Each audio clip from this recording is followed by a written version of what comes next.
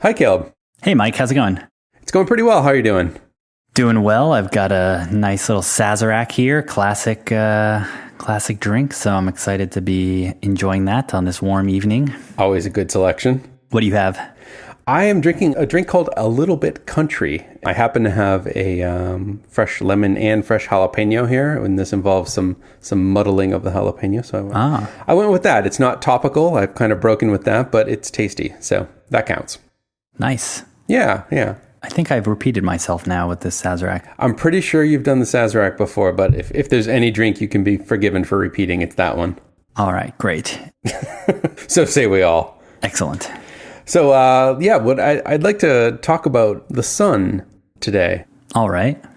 There's a lot going on with Tesla and SolarCity and this how do we get the electrons into the Teslas and possible corporate synergies. And I was wondering if you could catch us up on what's been going on with that. Yeah, so this is a pretty topical and timely episode because just this week, I guess last week as this episode's released, Tesla has indicated they are interested in buying SolarCity, and the final price is still to be decided, and there's some peculiarities about the process which we can get into. But it will probably end up being, if the deal happens, for about $3 billion, but all stock. So all the SolarCity shareholders would be converted into Tesla shareholders. And I thought we could talk a little bit, I guess, about SolarCity and like what it is for folks who aren't super familiar and why Tesla is interested in buying it. Yeah, let's dive in right there because I'm not all that familiar with SolarCity. So maybe you can explain what SolarCity is and what their connection to Tesla is. Yeah. So SolarCity is a company that installs and now even manufactures solar panels, primarily in residences, but they also have a commercial unit. So if you're a homeowner in around 14 or 15 states in the U.S., which they serve, and you want solar panels on your roof, you can go to SolarCity and they will help you create a solar array for your home. They will figure out the pricing for it and install it on your roof, and then you'll have solar energy. The really interesting thing for SolarCity, though, is that they actually pioneered this concept of leasing the solar panels and this really special financing system. Because before SolarCity existed, if you wanted solar on your home, you would need to have the cash or some way to get the money to pay for solar panels and the installation. And for a solar panel installation on a normal U.S. home could be anywhere between $30,000 and $60,000. So most people don't have that kind of cash laying around. And so while having solar panels would reduce your energy costs to extremely low, sometimes zero, the upfront cost was too much for people. So SolarCity came with a solution to that problem where they would actually finance the panels and the installation and make a deal to basically own those panels on your roof for 20 to 30 years. And you as the consumer would get a very low price of electricity from those solar panels. And so SolarCity becomes your energy company. So instead of paying your local utility, you now pay a monthly fee to SolarCity, which is lower in most cases. And also now you're generating clean, renewable energy. And the funny thing is, and the sort of ironic and mastermind thing about this is Elon Musk is the one who actually came up with the concept for SolarCity. And the people he tapped to create SolarCity are his cousins. And so his cousins run SolarCity. Elon Musk helped fund it, helped create it. He is the chairman of the board, and he owns 25% of SolarCity. They've been in business since 2006, so just about 10 years. And they have about $400 million a year in revenue. They're pretty big team size. They're 13,000 employees because they employ a ton of people who do the installation. So there's SolarCity vans rolling around lots of states going and doing the installation.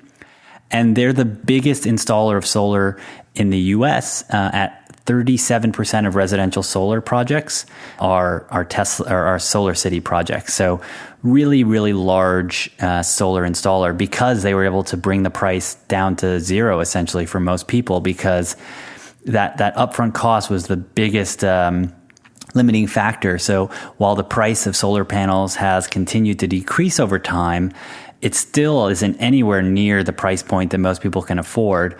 And so it's really, really critical to have this business model innovation of allowing SolarCity to essentially sell the panels and the rights to that electricity to a financer, and they make a slim margin on sort of the delta between how much their cost of capital is, so how much it costs them to get these loans to install the panels, and their ability to charge the consumers a price for the electricity itself.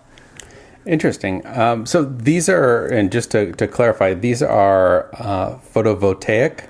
Like these are actually panels that are converting sunlight directly into electricity, rather than you'll see some places that have solar installations that are actually heating water to do various things. And the SolarCity only deals in the ones that go directly to electricity. Is that correct? Yep, exactly. So there, as you mentioned, there's a bunch of different types of solar panels. There's passive solar that's been around for decades in people's homes. It might have used to heat water for their hot water usage. There's the photovoltaics that directly convert solar energy heat into electricity. Then there are those collector types that basically capture the heat energy and then will heat some liquid, which then can turn a turbine. And so SolarCity is focused on these electrovoltaics. So a very scaled up version of what you might see in a solar calculator. That sort of technology, but much more modern and on your roof. And so, yeah, they do those panels on people's roofs, and they do them on the roofs of large buildings as well, from big installations on eBay to stuff for the government to now even doing really big ones on the roofs of auto dealers. Yeah, and to clarify, you mean they're not selling them on eBay. They actually put photovoltaic cells on the top of eBay headquarters in San Jose. Yes, exactly. Yep, not selling them on eBay. They've sort of outpaced that market.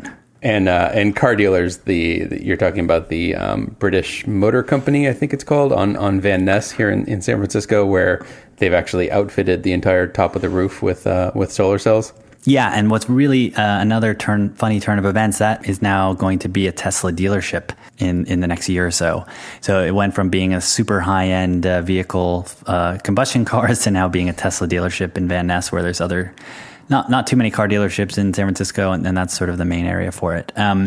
So just to give people a sense of where solar is at as an orientation. So SolarCity has deployed 2.2 gigawatts of solar on all of the roofs, basically. So to put that in context, solar deployment around the world globally for all manufacturers is about 180 gigawatts. So a little bit less than about, 1% of all solar is SolarCity.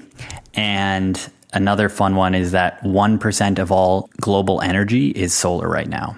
That was going to be my next question. You beat me to it. Yes, I got it. And the top solar countries are China, Germany, Japan, and the United States. Italy's number 5. We're behind Germany? We're behind Germany in total deployment, yeah.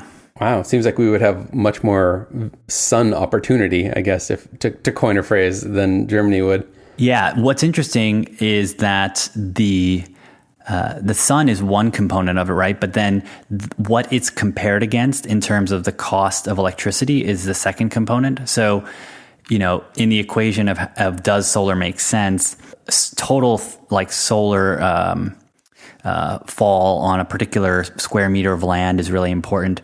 But if your electricity generation is particularly expensive, then solar makes more sense. And in Germany, it made a lot of sense. And in Japan, it makes a lot of sense because they have to use boats to bring in fuel for their power plants. And a really good example in the United States is Hawaii. So Hawaii has the most solar deployment in the United States.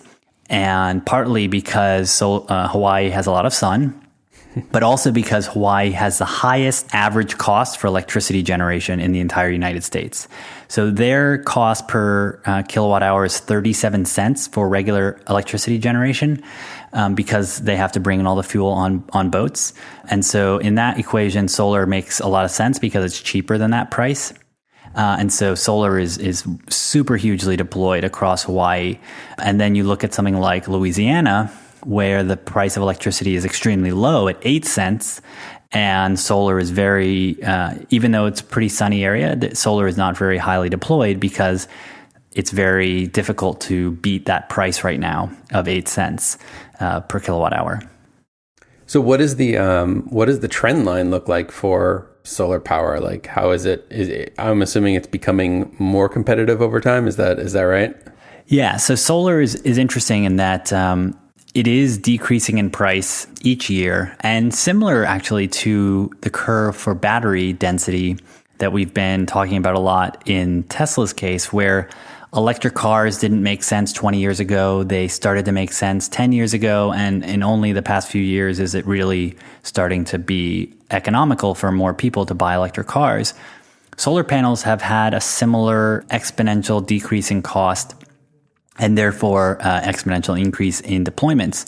And so something like SolarCity is somewhere between 17 cents per kilowatt hour, and I've seen reports as low as 6 cents. So within that range, you can see how for some states it already makes sense. Many places, many parts of California, solar panels through SolarCity would save you money. But if you were in Alaska, solar panels would not yet save you money. And so what's interesting is the cost of it is more than just the panels, the same way that the cost of a car, a Tesla, is more than just the cost of the actual batteries. And so it's an important component, the actual price of the panels. The other big piece is the actual efficiency of the panels, and then the cost of installation, and then the cost of maintenance. But to your first sort of question, like some of the best estimates out there think that the price will get down to 4 to 6 cents per kilowatt hour by 2025, and then reaching 2 to 4 cents by 2050. So at 2 to 4 cents, it absolutely beats coal anywhere. So the predictions are that by the 2050 time range, it will most definitely be cheaper than coal anywhere. And that is when it tips to pretty much everything being solar panels. And when you're talking about the increasing efficiency, you're talking about how the panels that are being installed are constantly improving? Yeah. Okay, so like when you talk about SolarCity funding things for your house on a 20 or 30 year horizon, how does that, like, are you going to be stuck with antiquated technology for like 15 of those 20 years? Or do they have some sort of program where they will upgrade you to the more efficient panels as they become available? Like how does that work? Yeah, so you actually sign a contract with SolarCity for what your planned price for electricity will be, either now and lock it in, or it will have some slight escalation each year. And so what people are doing is basically hedging that the price of electricity in their market is going to keep going up, which it has for the past 50 years, and saying, I want to start at a lower baseline and either lock in my price or it'll slightly increase. And so then the consumer is picking a price of electricity, and in their lifetime and in that 30 years, it most likely will be the case that the deal they make will still be cheaper than what their open market rate for electricity would be. So that seems fine, and I think that model works. And then from SolarCity's point of view, depending on when the price of their panels keeps decreasing and the efficiency, they can make the choice whether or not to switch out the panels to something higher efficiency. So then they could have, a higher margin. So if they were able to put in panels that reduce the price of generation by 50%, they wouldn't be under an obligation to pass that on to that customer. And so that's how they could make more profit. So they could go in and replace the panels. They haven't seemed to have done that yet. If they break, they'll fix them, obviously. So similar to the way that a Tesla, you buy the Tesla and it may not improve over time, but future customers will certainly benefit from that better technology. But yeah, the lifespan is certainly much longer than for a Tesla, where these are 20-year to 30-year commitments for the consumer. Yeah, it's interesting to talk about those long time horizons with technology that's evolving so quickly. Yeah, and certainly what's interesting is that it's certainly possible that if the grid goes to being so much more cost efficient, that the price of electricity could stabilize. Like in California, electricity prices just keep going up. But if we really got renewables under control and into the grid at like reasonable cost, then electricity costs may stabilize. But generally, the demand for electricity keeps increasing, far outpacing the decreases in generation cost. And so the required increase in capacity leads to higher and higher prices. So I think that it's certainly intriguing, but similar to like the technology of building homes, like even though it is getting slightly more efficient to build homes, the price of your home, like you don't fix your home and you don't like rewire your home very often. So I think their bet is like, well, most people are used to paying a monthly bill and they don't like that it usually goes up. And so don't worry, it's clean electricity. There's solar panels, but you don't have to worry about the technology. We'll just take care of it. And I think that's a really interesting model because you don't have to worry too much about what the current technology is or feeling like, oh, I just spent $30,000 on panels and now the next year I could have spent $20,000. You just worry about, wow, my bill's cheaper than it would have been. Isn't that amazing?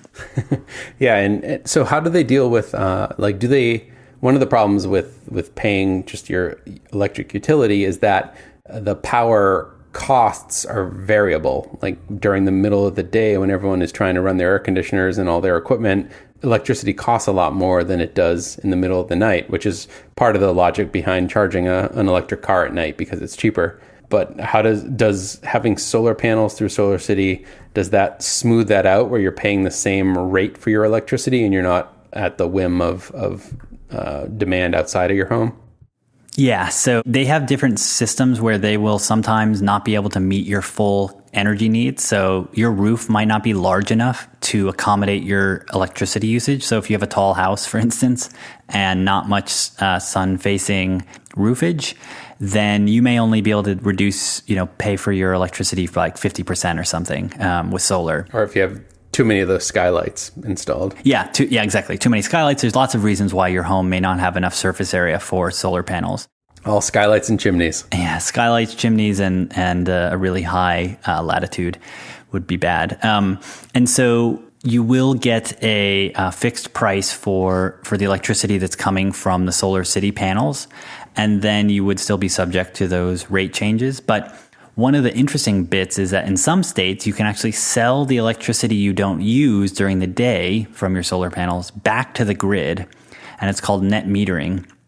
So you basically get a credit for those kilowatt hours that you contributed back to the grid, which then roll over like this old Singular and AT&T plans. And so those rollover kilowatt hours then can be used later by you at a different time, like at night when the solar panels aren't actually running or generating electricity rather. But what's interesting is that more and more states are actually clamping down on that because the energy companies don't like it because they don't want there to be a distributed energy network. And they also, there's a lot of fixed costs in doing electricity generation. And so they foresee if a lot of people are doing generation at their home, they won't have high enough bills to pay for these fixed costs. So they're now charging fees to even connect to the grid per month. So even if you're not using electricity, you might be paying $30 or $40 a month just for being connected.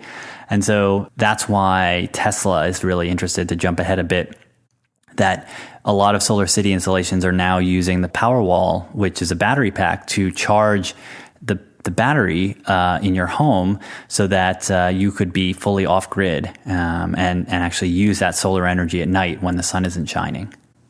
That's pretty cool. That is that seems like where the obvious synergy comes into play, because for most people, even if you have a Tesla car, it's probably out during the day. You're probably out working to pay for your Tesla lease or Tesla loan payment. And yeah, so you're not taking advantage of that solar power that's raining down during the day. But if you have a power wall where you're storing all that electricity that you're generating during the day, and then you can just deplete that at night, then that becomes pretty interesting.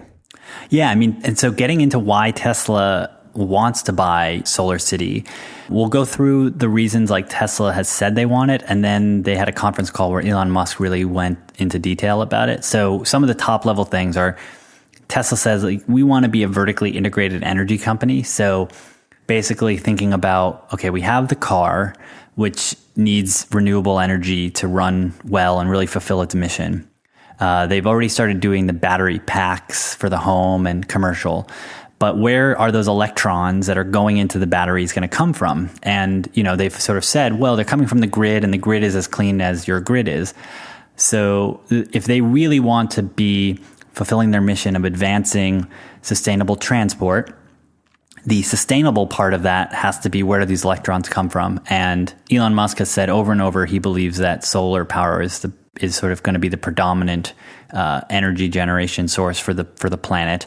And so having and owning a company that both creates those solar panels, manufactures them, sells them to customers, installs them with their own employees, and manages that network, that's number one, is like an integrated company, energy company.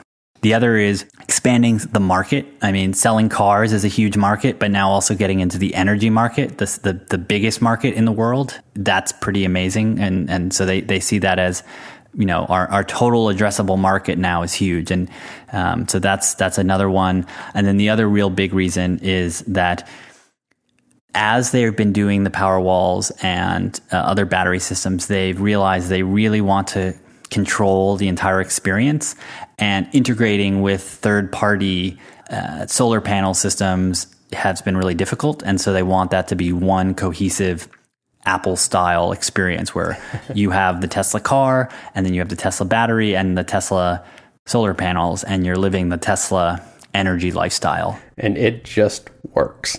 It just works. And so when the deal was announced, people were extremely concerned about it. But they had a conference call. And this is the thing I found really interesting, because it really dug into what Elon has been thinking, because this is clearly an Elon decision. It's not a purely financial decision. This really does seem like a sort of fitting these massive pieces together. This is a strategical a move definitely here. sort of strategical thing. And he sort of said, you know, maybe we should have done this a lot sooner, but it just seems so obvious. The quote that he had mentioned on the call, and when I was listening to it, that he kept saying was, it just seems like a no-brainer. And so the big one was like just such a huge market that only like 1% of homes even have in the US have solar panels. So he thinks that pretty much most homes in the US could benefit from solar panels, especially as they keep getting more and more efficient. You know, those zones that typically wouldn't be good today could be good in the future. Yeah, and I find it fascinating how it's sort of I guess to raise the buzzword bingo stakes a little more here, I'm going to see your synergy and raise you a paradigm shift. And it's interesting how the idea of generating power or buying power represents this like philosophical paradigm shift where historically no one really generates their own power. It's something that you pay a fee to a utility, and it comes into your home. And this idea, I mean, people will generate their own heat, but electricity, definitely not. And this idea of generating your own electricity, or even selling it back to the utility as well if you're generating too much, that's a really big philosophical change for people.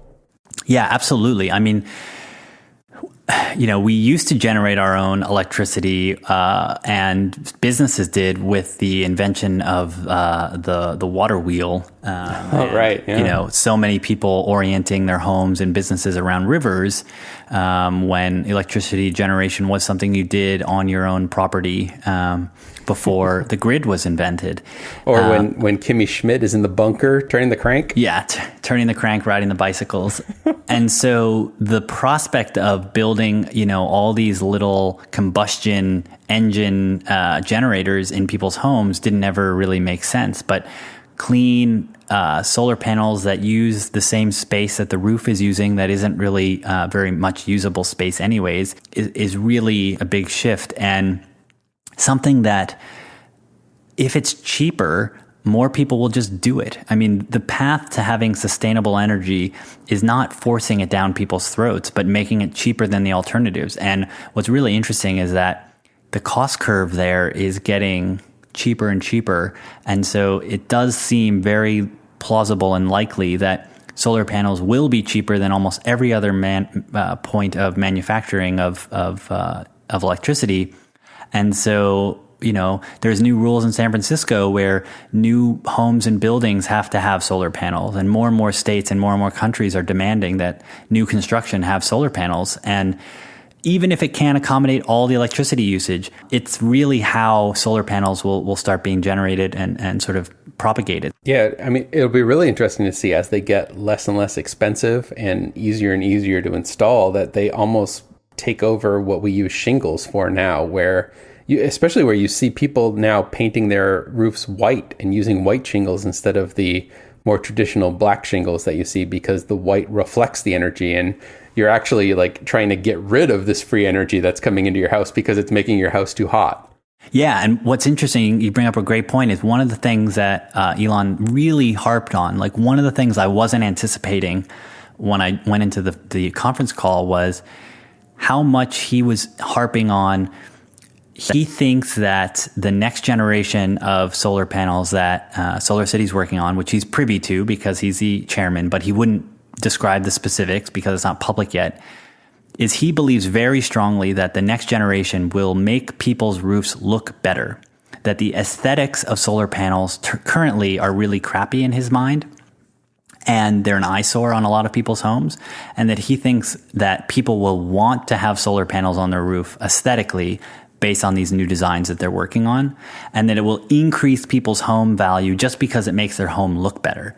And that I was not expecting that. Well, that's a pretty low bar, though. I mean, I guess anything that makes them more integrated to the roof would be good, because now they're almost always these like giant things that are propped up and sticking like on top of your roof. It kind of looks like some sort of alien ship just landed on your roof, and some of them are motorized too, so they like track the sun during the day too, and they end up looking like this huge Doc Brown contraption on the top of your roof. Yeah, I mean, he was saying like, I quote, like, I think there's quite a radical difference between having solar panels on your roof that make your house look better versus ones that do not. We can't disclose the details of those because making future product announcements that are really exciting obviously affect our current product sales.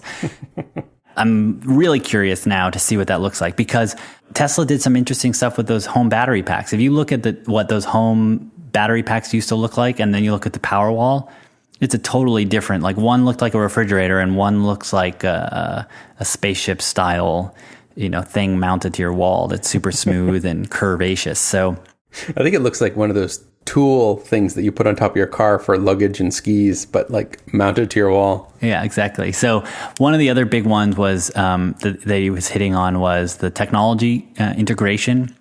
So as they've been building the Powerwall, they've been trying to figure out how to integrate with other solar panel systems because they need something to charge. And so those, oftentimes they have to put the inverters for the high voltage to the low volt to the DC AC conversion, stepping electronics for the different voltages. And as they've been doing that, they found they have to replicate a lot of the components that are in the solar installation already. And that to work well with different solar panels, it's been a lot of effort and a lot of duplicated work, and they can't build the solution they want. And so because of sort of the legal struggles of Elon being the CEO of Tesla and the chairman of SolarCity, they can't do special agreements because it has legal ramifications for basically cutting too good of a deal and sort of conflict of interest. So he was like, if we just combine the companies, we can build the product we want, and we can save a lot of costs because you don't have to have all these duplicated electronics if you want to have solar panels and power walls. And most solar installations should have battery backup. And so Tesla is already selling those, so they should do it together. And that if you go out and need your solar panels installed by one company. You need another electrician to come in and install the power wall. And then you need another electrician to come in and install your plug for your Tesla.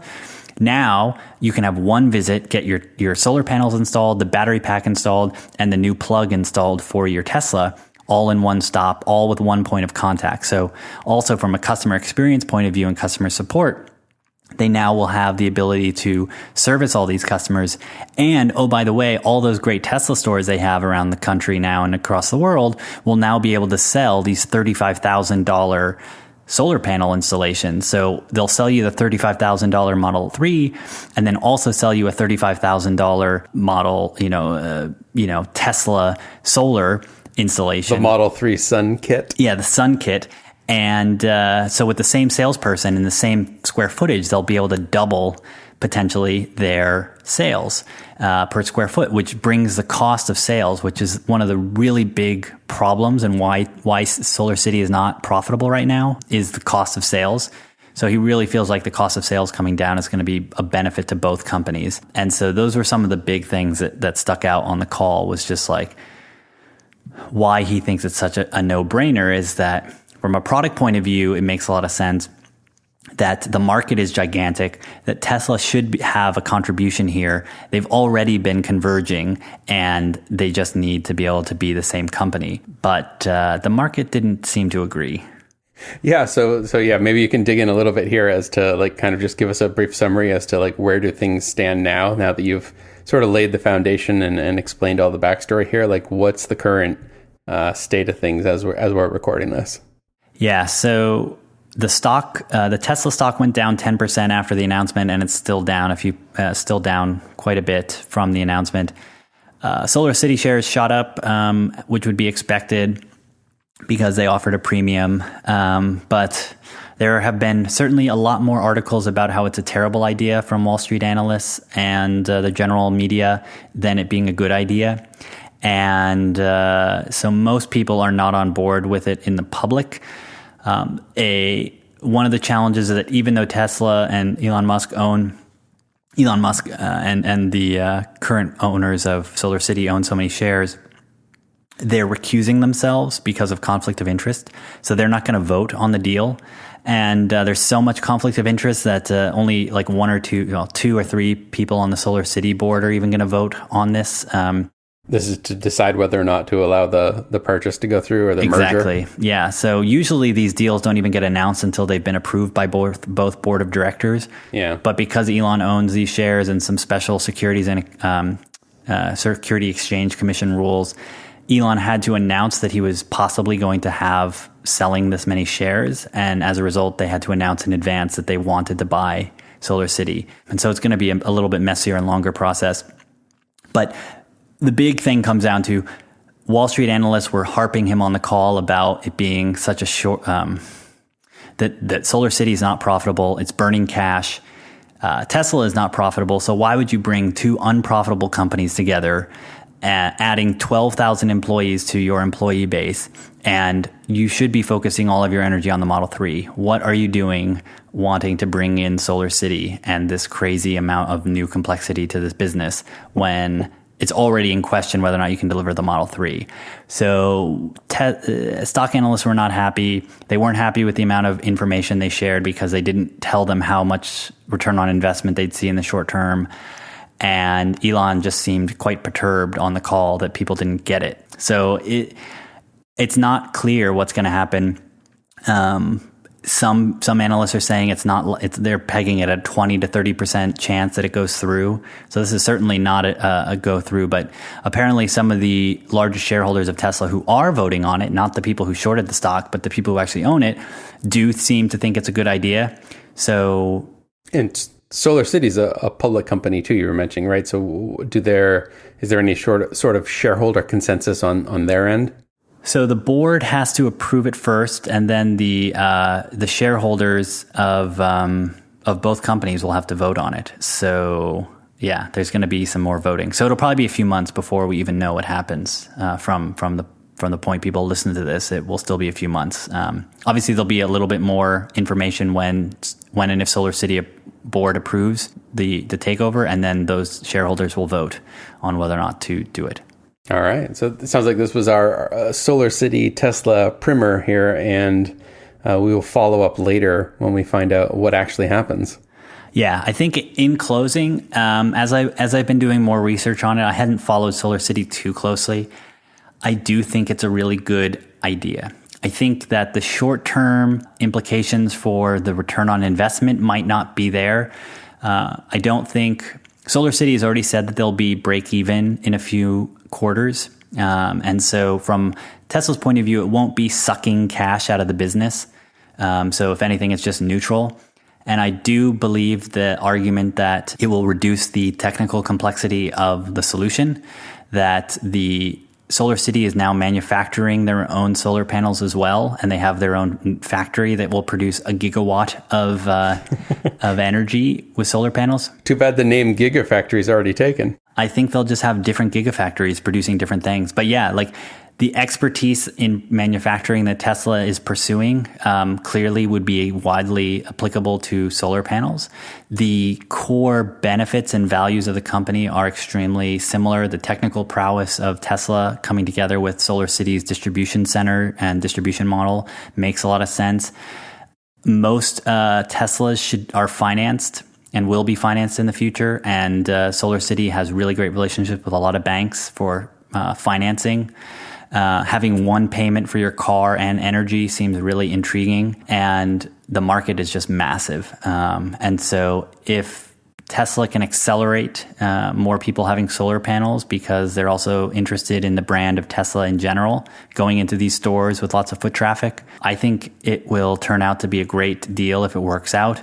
And I definitely would support it from a product and I think eventually a financial point of view. But as long as it doesn't hurt the business in the short term, I think it will be a good thing for Tesla.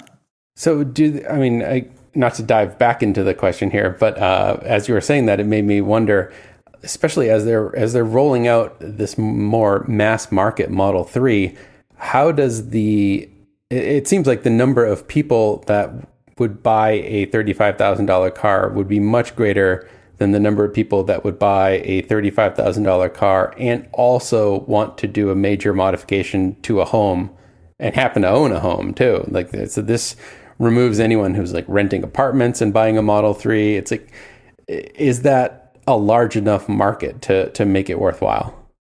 Well, I think that it certainly is more than 0% increase in SolarCity's prospects by having the Tesla brand, having the Tesla press, having Elon Musk be the CEO, and certainly some percentage of Model 3 owners will own a home. Some percentage of Model 3 owners will be interested in solar panels. And again, they won't be paying the $35,000 the same way in the US, you're not paying for your iPhone necessarily. You're paying an installment plan. Or most cars too. Yeah, and most cars. So I think what they'll basically do is pitch it as, you're buying this car, hey, we have these solar panels, you can charge your car with it and save even more money on your electric bill, and have calculators of how much you'd save on your electric bill even. And so here's how much cheaper your car ownership will be. So even cheaper than what you'd have now. And we'll come out to your home and install them. And I don't think, like, it's kind of hands off. If you own the home, they show up, they put them on the roof and they go away and you don't have to do anything. And I think they'll be able to build a really nice experience around that. And they clearly they care about that service experience. So I think that if they come in and say, we'll also save you $100 a month or $200 a month, that's a pretty great deal, especially if they cut that from the price of your car payment. So if you could have a $300 car, but if you get solar panels, it's only a $100 a month car payment, that's pretty incredible. Yeah. So I think that's how they'll pitch it. They'll be saying, your car payment would be $300, but if you get Tesla energy panels on your roof, it'll only be $100. And we know how people don't always think about where money, they don't always think about how money actually works in their monthly budget. So if you say, save money on your electric bill might not matter as much to people, but saying your car payment's going to be $200 cheaper, that is a huge thing. And it might get more demand for Model 3 because they have this new lever to subsidize the car payment. So I think that is huge, right? If you say, I don't really care about the environment, but I really want a cheaper car and I want a great car, then that'll be a really powerful motivator. And I haven't seen enough people talk about that, how they can basically repackage it as a cheaper financing option for the Model 3. Yeah, that is interesting. So, but as a Model 3 reservation holder, Tesla taking on this additional complexity doesn't concern you for getting your initial run of the Model 3? Not really. I feel like they're sufficiently different tracks that it doesn't necessarily introduce risk into the Model 3 pipeline. It simply means that instead of going and being the chairman of SolarCity, Elon Musk will be able to exert more of his Elon Musk style on the employees of Tesla of SolarCity. And also, they'll be able to save money by reducing some of the staff and efficiencies there. And I also think that one of the big challenges of Tesla right now is servicing, and how are they going to service all these people? And so having all those SolarCity employees who are installing the panels today, being able to also install the plugs and potentially service the vehicles and bring the vehicles in for service for people would be really powerful and help them accelerate all these service centers they need by having those at all these SolarCity locations that the SolarCity already owns, and training those really qualified electricians on how to potentially repair some of the Model S's and Model 3s. So yeah, I just don't think it's as crazy of a idea as a lot of people. I don't think it's as intense of a business from like a manufacturing point of view. And yeah, I think it will bring even more great people to want to work at Tesla because it will seem more inevitable that they're doing really, really big things. Cool. So 2 thumbs up on the SolarCity merger. Yeah, I would say I am 2 thumbs up in the long arc of it. I think there will certainly be issues with it. I hope it goes through. And I think a lot of the people who are saying it's a bad idea have short positions in Tesla and SolarCity. They want to see the stocks go down. They're 2 of the most shorted stocks on the market. And many of the people talking about it are, again, confused by Elon's capability and ambition, and are evaluating it purely on the past results of SolarCity and their financial results. And I just have a lot more confidence that the fundamentals of the business are actually pretty good, and the fundamentals of solar are actually really good. So I think a lot of people are just missing that the same way they're missing it in Tesla. So it's not surprising. So it's a strong buy opportunity, although this does not constitute investment advice. It does not constitute investment advice, but yeah, I wouldn't trade on this right now, but I do think that if it goes through, it makes Tesla more valuable, not less. So at that very basic premise, like we just saw LinkedIn get purchased by Microsoft, and I think it's an okay deal, but it may not turn out to be that amazing. Most companies that buy other companies of this size, it doesn't usually amount to much. This seems like it definitely fits. So I never saw Tesla as purely a car manufacturing company. So yeah, it seems more offensive than defensive, I guess, to boil it down. Yeah, I think it is offensive, and I think that if we look back and if it happens and we look back in 10 years, I think it will be cited as a very inexpensive purchase, because $2 billion is not it's 2 Instagrams for the biggest solar panel installation company in the world. 2 tumblers even. Yeah, 1 Tumblr and 1 Instagram for 12,000 employees who know how to install solar panels, and is the biggest, 30% of all solar panels installed in the US are being installed by this company, of a market that's only 1%, but is going to probably go to 20 or 30%. That seems like a pretty good deal. Indeed. All right. Well, where can people find us, Mike, if they want to give us their own thoughts on the deal or otherwise? Any thoughts, any solar corrections, any investment tips, you can reach us on our subreddit at r/The Tesla Show, or on Twitter at The Tesla Show. I was going to say .com, but that doesn't make any sense. Just at The Tesla Show. Yep. Or theteslashow.com. Exactly. All right. Well, talk to you soon, Mike, and happy listening and drinking to everyone.